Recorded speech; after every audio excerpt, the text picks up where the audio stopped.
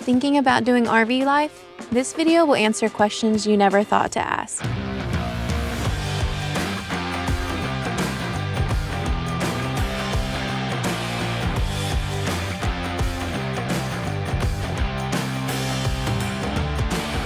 So let's start with understanding the costs of what it means to own a camper and live in a camper full-time. Between fueling your truck to pull your camper, paying for your camper, paying the lot rent for your camper, and even just repairing your brand new camper, the expenses can really add up pretty fast. They really do, and if you don't really have a good handle on it, they can get out of control pretty quickly. When we went in to buy this camper, obviously you see the sticker price as you're purchasing, so you kind of know it's just like buying a car. You kind of know what you're getting yourself into. One of the things that I didn't really know to expect would be the insurance. We didn't really know how much insurance on this camper was going to be, and the funny thing is neither did our insurance company. When we went to get insurance for this vehicle, they did not have our camper in the system, and so they had to guesstimate what they thought our insurance would be. So our old camper was about a third of the cost of this one. So the insurance on this one is twice as much. And insurance has gone up a ton in the last several years. So that's just a cost that you really have to figure in, is how much per month that you're going to have to pay on top of your monthly payment for your insurance. What did come to as a surprise to me was the price of replacement parts for this camper. As we were traveling, we've shown our experiences, and our fridge has kind of taken a beating. And so we had to order replacement shelves for our fridge. For each shelf, which are about this big by about that deep, they were $50 a piece. Yep. And we have broken all four. 6. Oh, excuse me. We have 6 of them. All 6. And we've broken all 6. In the process of traveling over the last 8 months, 9 months. Mm-hmm. And so we had to order replacements for those, which the broken ones still work. Yeah. So we are not replacing them until we're moving out of this thing. Yeah. But another shocker for me was the washer and dryer. For some reason, our lint trap has broken, the hinge part. And when I looked it up to replace it, it was going to be, what, $250, I think? It was just $100, I think. Oh, I thought it was more. $100 to replace the lint trap in our dryer. And it's just a piece of plastic like this that just folds, and it's got mesh on it, and it's like $100 plus shipping. And it doesn't even tax. work that great. Yeah, it really doesn't. We have to vacuum the lint out. Yeah, we have a shop vac, a portable shop vac that we have to vacuum all the lint out inside the little area where the lint trap goes all the time. That's something that I was not expecting, was just how expensive those replacement parts are. Another thing that we broke pretty quickly was the floor vent in the bathroom. My foot went right through it because it was just nothing but cheap plastic. We actually decided not to replace that with an RV style. We actually went to Lowe's and bought air vents made for a home because they were stronger. Mm-hmm. And they actually look better. Yeah, I found some. I will show you. I don't know if you want to show them that one. That one's nasty. Oh, they're all nasty. Anytime you get in the floor vents, it's going to get gross. So this is what I got. So this part is plastic. All these are plastic, which, they tend to bend when you got that heater running through them in the winter. But this part is actually steel. And it's 16 gauge maybe. So it's not super heavy, but it is significantly heavier than just the really tiny thin ones that you get normally for a house, and especially better than the plastic ones that come with the camper. So it might be 14 gauge actually. But anyway, and it's pretty. It's black, looks good, and much tougher And we have only had one of these break. And it's the one in the bathroom. the exact same one because it is right next to the toilet. And us boys, when we stand there, we're standing right here. And so it just over time just bends, and then this plastic right here breaks. So again, with the plastic, so one maintenance item that we had to do, or one repair that we had to make on this RV, was putting all new brakes on it. And that was my fault, but that is also a cost, especially if you don't know how to do the work yourself.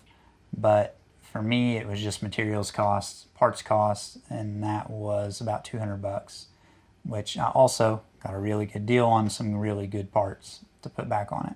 So another thing that you have to have in an RV is your black tank treatments. And we also just bought a gray tank treatment and we're going to try as well. This RV, for some reason, the tanks stink significantly worse than our old one. And so we have found that we use liquefied RV tank treatment, and it works amazing. Only issue is it's pretty much the most expensive one. It's about $20 a bottle, but it's worth it. And if you don't use it, you'll regret it. Basically, with RV life, you have to take in your normal everyday expenses, and then you have to add to that. So when you live in a home, you pay your mortgage. When you live in a camper, you pay your loan. It's not like you're getting away from those expenses. You're just paying different expenses. We pay roughly $700 a month for this camper. We could be paying that in a mortgage. So in the end, it evens out to what you're going to be. You're not getting rid of a payment. You're just paying something different. And you are having to pay for a place to put the camper to. Yes. You're not having to pay for utilities or anything, but you have to pay for the spot to park the camper. And that can range vastly different prices, depending on where you've decided to stay, and also depending on if you decide to join special groups like Thousand Trails. You can get some discounts that way. But for us, we did the KOA membership, so we get a little bit of a discount there. And then we also earn points that we can use anytime we stay, because we've racked them points up. But it can vary from where you stay, because like we stayed in Glacier National Park, and a week there cost us more than a month here at Crystal Beach, Texas costs. You can control how much you spend in that way.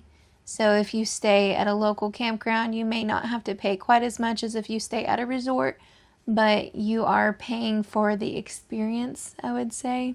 And so that's a completely up to you decision on how much you spend on your lot rent. Yeah, and a lot of these expenses are really up to you. What type of camper you buy, how much money you spend on the camper will determine your payment, and it'll also determine your insurance. How much you travel will determine your fuel cost. How long you stay. How long you stay and where you stay will determine your lot rent. Yeah. A lot of times if you stay longer than a week, you can call and you can get a discounted rate for the place that you're staying at.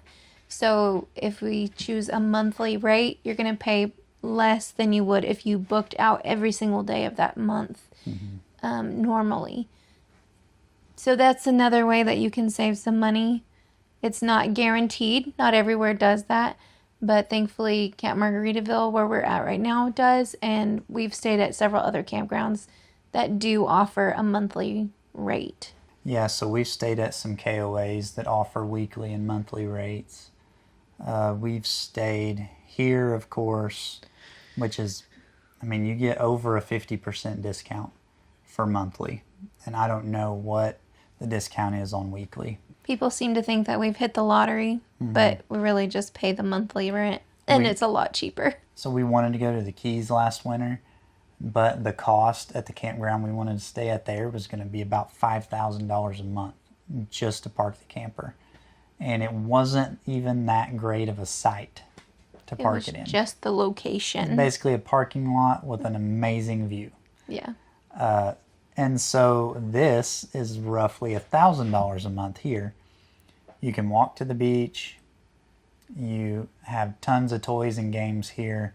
The campsites aren't the greatest, but you can, if you plan far enough ahead, you can get much nicer campsites than the ones that we've got. There are ways to save money on the Florida Keys sites as well. We just weren't willing to buy into a membership at this point, which would cost us anywhere close to 8 to 10 grand. Yeah. So we weren't ready to do that yet. So that's why we didn't do it there.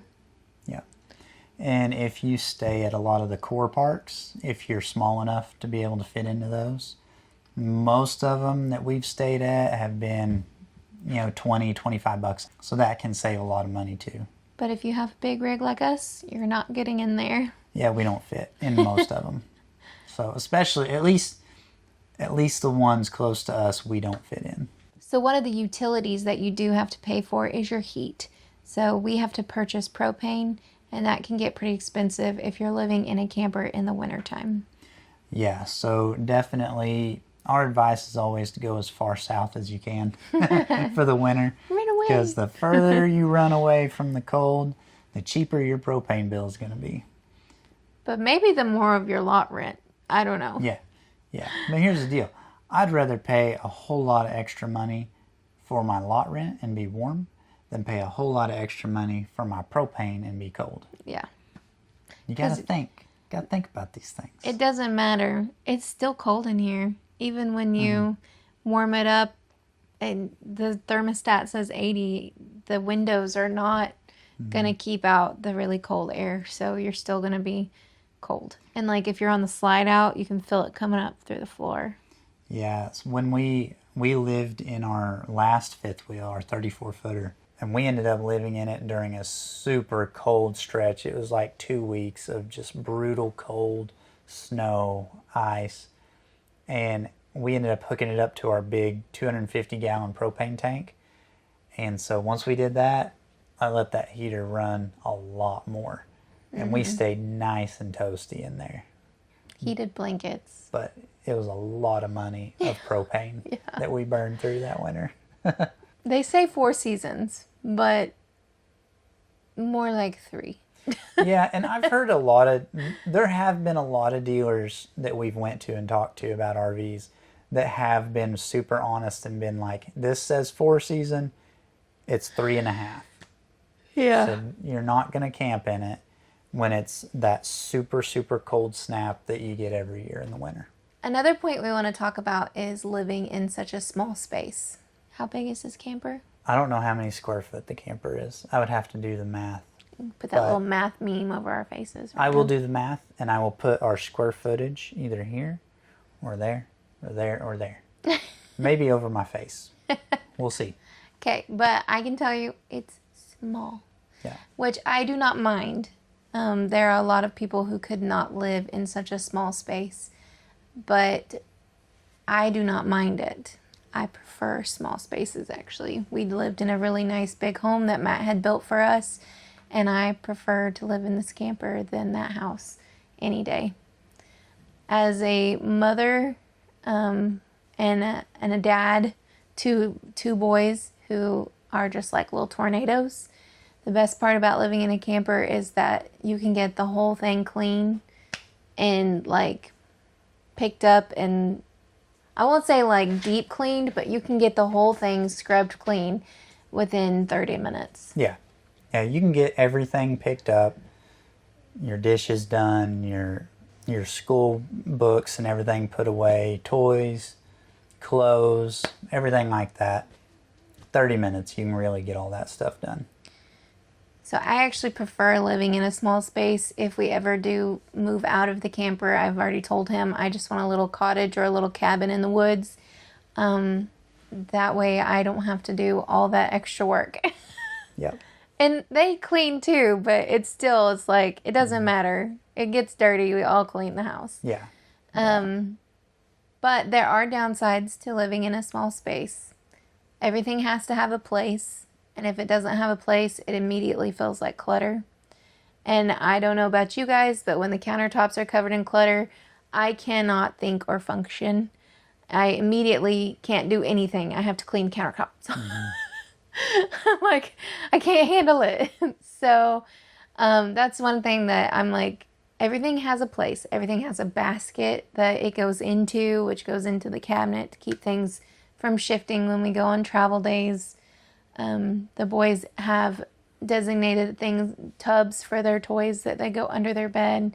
So living in a small space is possible, entirely possible, but you just have to be a little more intentional about how you organize things and where you store things. And for you guys out there that have a bunch of tools, find a good place outside to put those tools, or under your bed, or in the corner of your closet. I have tools everywhere. I was like, or in the bed of your truck, or yeah. He's got tools stashed everywhere. Everywhere. Well, when something breaks in the house, you don't want to have to go outside. Maybe it's raining. Maybe you're in your underwear, whatever. You don't want to have to go outside and dig through your toolbox outside to find your tool, like a screwdriver or something, So I just keep a few things inside. He's got a small tub that has like your go-to tools that he keeps in here. Yep, I've got my tiny Milwaukee screw gun and like a screwdriver and a pick. I will say that on occasion the kitchen feels tight. However, our kitchen is probably bigger than like some New York City apartment kitchens. So you got to take everything that we say with like a grain of salt, because I'm pretty sure our camper is bigger than a lot of New York City apartments. Yeah, I would say it's much bigger. It is what we call a 4-butt kitchen. We can get all 4 of us in there, and we can all be in there and not necessarily be in each other's way. But if we're trying to do, like if one of us is doing dishes and one of us needs the trash can is right by the sink. So it's impossible. You can't, yeah. There's some coordination that has to be there. And it's like that in every house. Inevitably, someone's standing in front of the cabinet that you need. Yeah. So it's possible for all 4 of us to be in there. It's just not necessarily something that we do on the daily. Another thing about living in a small space is that you quickly learn that you do not need all the stuff. So we have pared down our closet to the essential clothing that we need. That doesn't mean that we don't buy the cool t-shirt when we're out somewhere, or we don't get the extras. We have our big coats here because when we first came here, it was very cold. Mm-hmm. We do carry all of those clothing items, essentials. Our boys have hoodies and swim trunks. So we have to kind of pack for all seasons. So if you have 17 outfits, you're going to more likely just let them pile up, and then you're going to be washing for days trying to catch up with that. Whereas if you only have 4 outfits, you got to do clothes because you have nothing to wear. Yeah. So that's something that has simplified our life, is just really paring down on the things that we brought with us. And we did that out of necessity because our cargo weight. Every camper has an unloaded weight and a GVWR, which is a gross vehicle weight rating.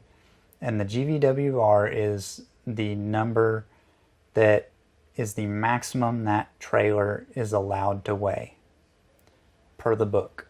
Okay, so if you go by the rules, our camper can only weigh 16,600 pounds at the most.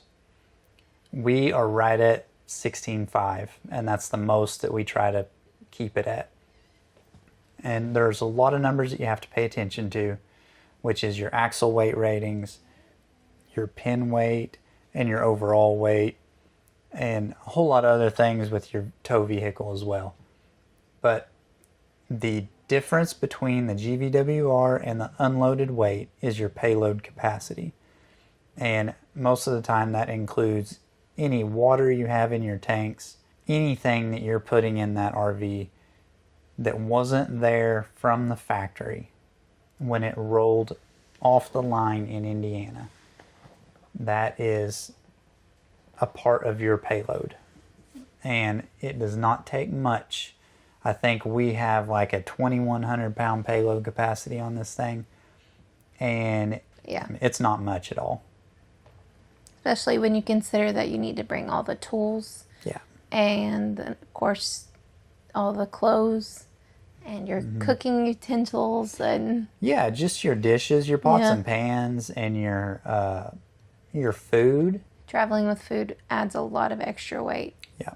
Computers. Like us, we travel with monitors and laptops. We've got like 4 laptops and cameras and all kinds of stuff, and that stuff adds up.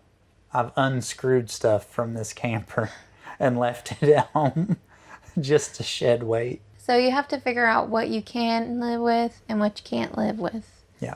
And then from there you make your choices. For me, I don't see any point in having more than 5 shirts.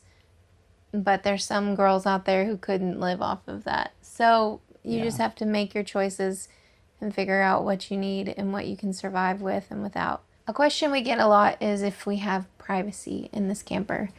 This camper is unique in the fact that the boys have their own bedroom and it is closed off. So they do have some privacy there. They still share a bedroom, but they do have a little bit of privacy in the fact that they can go into their room and hang out in there. We have our own master bedroom. Our door is usually open, but we can shut it if we need some privacy. You could also have more privacy than what we give each other. I think we're all kind of in each other's business all the time. But the bathroom, you can shut both the doors and it doesn't feel too tight or claustrophobic in there. But it is a 1-person bathroom for sure. Excuse you? We've all 4 been in there somehow. I don't know how, but we have. We're brushing our teeth. One person brushing their teeth standing in the shower. Yeah, I feel like we're always like, somehow we're always in there brushing our teeth at the same time. Yeah. That's just part of like living as a family, I think. Yeah. There's plenty of space, especially for me. I'm a plus size woman, and because of the bathroom, like the toilet, there's plenty of space to go to the bathroom. That's something that I know a lot of people wonder about, because this RVs are notorious for having tight toilet areas. And that was really important to me when we bought this RV, and that will still be important to me when we look at a future RV, is to make sure that there's plenty of space around the toilet for reaching, and I don't feel closed in. That's like my number one pet peeve, is to feel like I'm like stuck in there like that. Yeah, definitely. We looked at a few campers that had just a standard RV bathroom where it's a shower over here, a sink, and a toilet, and you're just locked in this tiny room. We wanted the Sabre 37 RV miles, and if it had a decent bathroom, we would have come home with it because we absolutely loved that camper. But the bathroom was miserable. Yeah. I mean, I could have rebuilt it, redesigned it, but I still don't want to buy a brand new camper and then start ripping up the flooring and ripping appliances out and fixtures out and changing them. So, For real. Nobody wants to do that. yeah. Build them right to begin with. For real. Manufacturers. It's not worth it to buy a super nice camper and then be stuck in a really mediocre bathroom. Because if you don't know this, people spend up to like 3 years of their life in the bathroom. So that's a long time to be stuck in a bad bathroom. I spend 50% of my life in the bathroom. So Half of my day. has to be perfect. Okay. But our bathroom is great because the toilet is where it should be, and it also has a lot of good storage. So a lot of campers don't have a good place to put your bath towels or your hand towels or your hair products. If you're a woman, I have a big bag of makeup that I carry with me, and there's just a lot of campers that do not have any storage for that. Our camper has the storage down pat. It's perfect. Dare I say, one thing that is absolutely perfect on this RV is storage. So the funny thing about it though is like, because of the weight you have more storage than you can even use. Yeah, you can't use most of it, but it's perfect. because of the actual weight that you can put in the camper. It's so tempting to put everything in there, to Yeah. buy everything and put everything in the cabinets and fill it up and make it look perfect. But you really can't do that because you can't support the weight of that. Yeah. So that's something that I had to learn because it frustrated me when we walked into here and I wanted to put cute baskets in the pantry and put all the cans in the baskets and make it all cute and pretty. And he was like, you know what, that we can't travel down the road like that. The cabinets are going to fall off the wall. And I was like, what are you talking about? That's the pantry. And he was like, no, if you travel down the road with that stuff in the pantry like that, it's going to fall off the wall. And I was like, are you kidding me? That frustrated me at first. But I just kind of learned slowly that I can still do some of those things, but I just have to adapt. So that's something else that if you are looking to travel full time, you got to be willing to adapt. Yeah. You got to be willing to adapt to anything and everything. When you go camping, it's not always perfect weather. It's not always the best sights in the world. It's not always sunshine and rainbows. So you have to be willing to be flexible. Yep. With full-time RV life, if that's what you're choosing to do, you need to have your big piles. Like, what is the most important thing to me? And those are my big piles, And then you can have your small piles. Like, let's shoot for this big pile. And then there's this little thing that I want, but maybe it's not as important as this big thing that I want.